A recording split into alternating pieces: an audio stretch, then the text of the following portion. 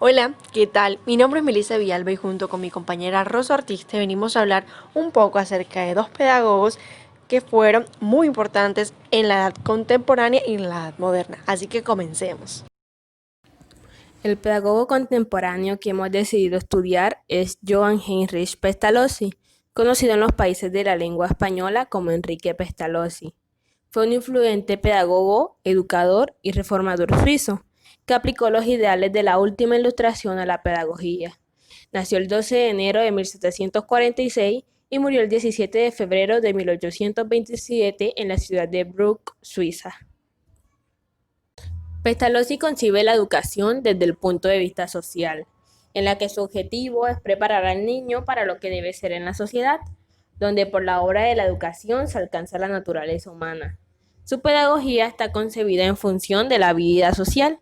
Le concedió una gran importancia a la educación inicial, afirmando que la hora del nacimiento del niño es la primera hora de su enseñanza. En el siglo XIX se establece una corriente pedagógica que resalta los aspectos psicológicos en la educación. Se presenta como una necesidad imperante el conocer al niño en todas sus manifestaciones, donde se concibe la educación dentro de la tradición de la autoestructuración cognitiva. Entre sus principios pedagógicos podemos destacar la naturalidad. Pestalozzi indicó que solo la educación podía realizarse conforme a una ley. Esa ley era la armonía con la naturaleza. De este principio se deriva la necesidad de libertad en la educación del niño. Es necesario que esté libre para que pueda actuar a su modo en contacto con todo lo que le rodea. También se destaca la educación elemental, la cual debía partir de la observación de las experiencias, intereses y actividades educativas, de no enseñar nada que los niños no pudiesen ver. El método de Pestalozzi es un método lógico, basado en la concepción analítica y sistemática de la enseñanza y el aprendizaje. Su método se basaba en la forma, en el número y en el nombre. En cuanto a la forma, observar, medir, dibujar y escribir, el objetivo era enseñar a distinguir la forma de cada objeto, es decir, sus dimensiones y proporciones. Respondía a una pregunta: ¿cuál es su forma? En cuanto al número, hacía referencia a relaciones métricas y numéricas. Enseñar a los niños a considerar cada uno de los objetos que se les da a conocer como unidad, es decir, separado de aquellos con los cuales aparecen asociados. Y respondía a una pregunta: ¿cuántos hay?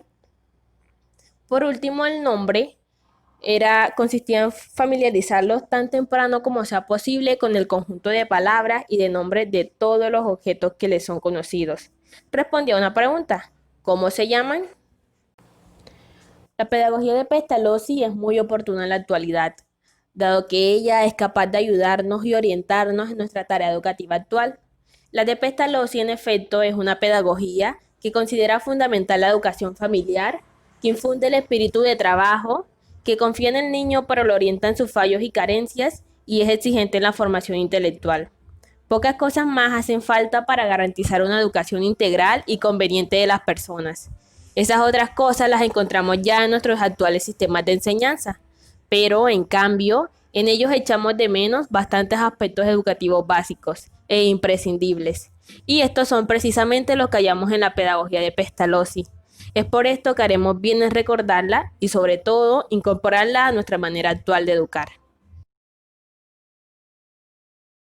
Basándonos en la teoría de Comenio, esta expresa que la educación debe ser para todos los hombres y para todos los pueblos, surgiendo así su pansofía que manifiesta enseñar a todos. Es la igualdad del ser humano en cuanto a su acceso al saber. De aquí se deduce que no definió mal al hombre el que dijo que era un animal disciplinable, pues verdaderamente no puede, en el modo alguno, formarse el hombre sin someterle a disciplina. Para él es muy importante que en la escuela no se guíe con gritos, cárcel o azotes al hombre racional, sino con la razón.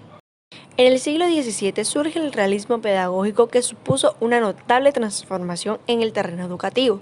Esta nueva corriente demanda el conocimiento de las cosas y no solo de la palabra como había sido hasta el momento. La obra de Comenio ha sido marcada con asiduidad en los límites del realismo pedagógico. En Comenio hay que distinguir las diversas perspectivas que confluyen en su pensamiento, ya que en la pedagogía de Comenio se mezcla su sentir religioso, filosófico, didáctico, metodológico y el pedagógico. Todos son aspectos de su personalidad que constituyen la síntesis de sus ideas. Juan Amos Comenius fue el primero en hablar de la primera escuela o escuela materna. No la consideraba un instituto fuera de la familia, pero sí la primera en transmitir una serie de valores al niño. La familia también educará y aportará otras enseñanzas.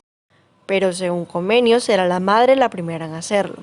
Para él, la educación debía tener como meta, para algunos utópica, al ideal pansófico, es decir, enseñar todo a todos.